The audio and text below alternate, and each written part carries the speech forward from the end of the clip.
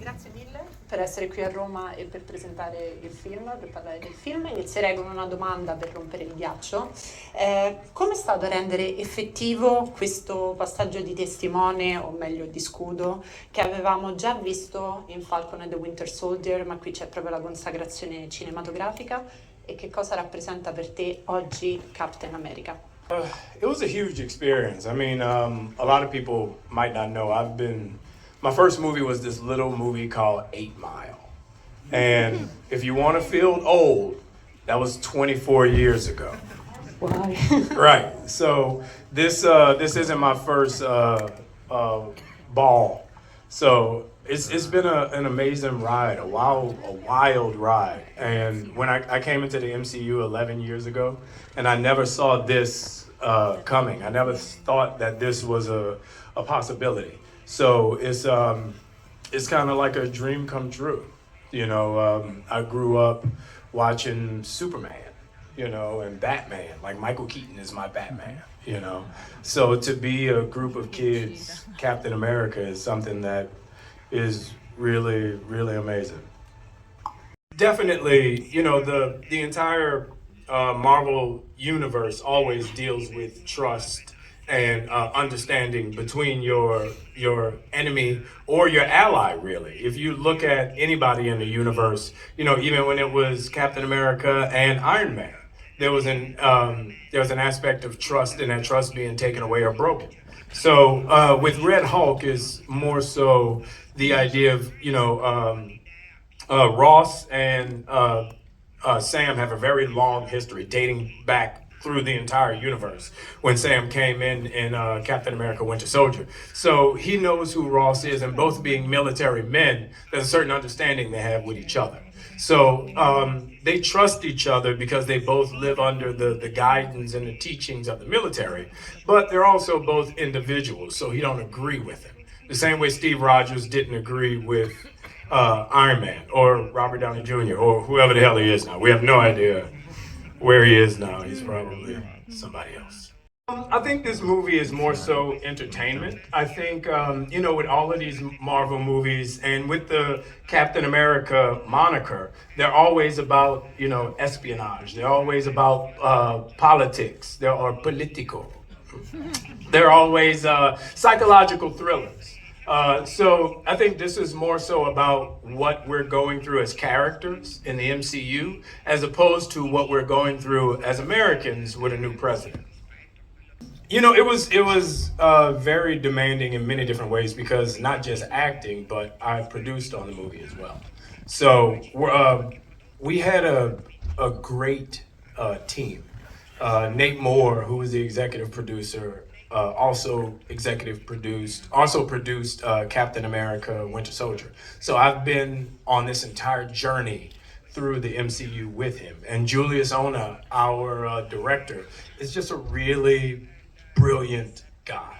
So being able to work with him and Nate on this movie and this character and develop it and, you know, giving us the best possible product, like that first scene. Like, I feel like that is a quintessential Marvel scene. Like, that's a way to open a movie, you know? And when you see that, it's like, buckle your seatbelts, because you know you're going into a movie, you know? And I feel like, you know, as an actor, the physicality and all that stuff, that's the easy part. You know, going to the gym and eating salad and chicken breast, like, that's the easy part. You know, making these characters memorable and making this storyline true is what's hard. And that's what the biggest fight was. How do we make you as an audience relate to this character in this situation? You know, the last time we saw Steve Rogers in Endgame, he was standing on a cliff with an entire army in front of him that were about to run through him. And all of us went, oh no, Steve's gonna die. And then you see the rest of us, you know, blip back in, and everybody's like, yeah! You know, everybody had that emotional experience of knowing that the good guys actually had a chance now.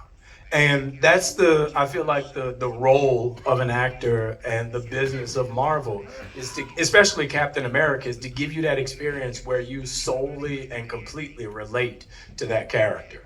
And I think Julius and everybody on the production team did did a great job with it. I'm very proud of the movie, and the heavy lifting was making that real for you instead of all the other stuff. You know, we carry a huge responsibility when portraying those characters, because those are the characters that kids are going to grow up and try and emulate. You know, when I was a kid, we had, you know, He-Man, you know, we had all these, you know, great characters of social dignity and stamina and goodwill towards man. You know, you look at G.I. Joe, it was good versus evil. You know, it was all these great characters. There was always bad, but there was always a really, really good guy. You know, and that's why early on in my career, I was like, I want to see a Wonder Woman movie. Like, you know, when I was growing up, like Wonder Woman, Linda Carter was the pinnacle of like awesome kick-ass chicks. Like, she taught me that girls were badasses.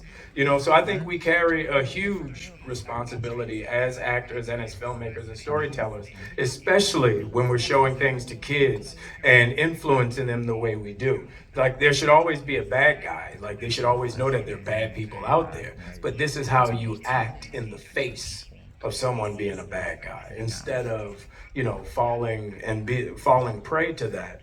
You know, there's always a good guy to stand up against that. You should try to be that good guy. You should try to be nice to people, you know. And I think that's the social responsibility that we have as actors and as filmmakers. Like, when I came here to Rome, like, I didn't come here and tell you how to make pizza. You know, I showed up and you were like, "This is pizza." I'm like, "Oh shit, oh, come on. Yeah, that's pizza." You know, so I think if we like listen to each other and have compassion towards each other, the world would be much easier, and life would be a lot better. And I think that's what, when you look at Civil War, when you look at Endgame, when you look at all these things with these characters, you know, it teaches understanding and compassion. One of the biggest things in Civil War, which is why I love that movie so much, was it was able to break up one facet of heroes and make them warring heroes, because they didn't have compassion towards each other. They didn't have compassion towards each other's feelings. It was either my way or the highway. And always, when somebody give you that option, you always take the highway. So I think, you know, by the end of that movie, we saw the dignity and the compassion of Captain America come to life when he realized that he had turned into the monster who was willing to hurt his friend to get his point across. I think that's why these characters are so dope, because if you really, you know, look at them and value them to your own values, you know, it'll make you, you know, look at everybody and their understanding in a different way, in a much more understanding way.